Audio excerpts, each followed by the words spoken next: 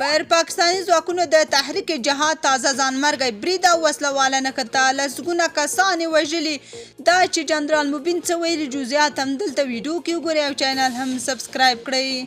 د خیبر پښتونخوا په سویل کې د ډیره اسماعیل خان ولسوالۍ په درابند سیمه کې یوې امنیتي ودانۍ ته د یوه چاودېدونکو توکو ډک موټر له ننوتلو وروسته زوروره چاودنه شوې چې په پایله کې امنیتي ځواکونو او پولیسو ته مرګ ژوبله اړولې ده.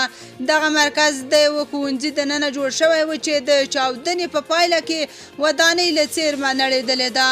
چاودنه هغه مهال وشوه چې له چاودېدونکو توکو ډک موټر د دغې ودانۍ مخې ته چاودنه وکړه. سرچینې منلې چې په دې سیمه کې ګڼ شمېر پوځیان اوسېدل.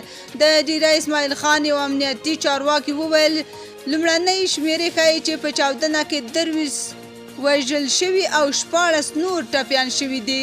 د پوځ په وینا له چاودنې وروسته هم په سیمه کې جګړه روانه وه چې په پایله کې لږ تر لږه 7 تنه وسلوال مخالفین وژل شوي دي. په سیمه کې آزاد خبریال رفعت الله ورکزی وایي چې د بریدګرو له منځه وړلو لپاره له ډرون چورلکو هم کار اخیستل شوی و. تحریک جهاد پاکستان د دغه برید پړه منلې ده. د دغې ډلې ویاند رسنیو ته ویلي چې دغه برید د مولوي حسن ګنډاپور لخوا ترسره شوی دی. د نوموړي په وینا په دغه برید کې لږ تر لږه 13 عسکر وژل شوي دي. جنرال مبین غبرګون کې لیکلي د افغان کډوالو د بې عزتۍ او شړلو زور به اوس وګورئ. اوس نو د فدایانو بریدونو ته ځانونه ټینګ کړئ.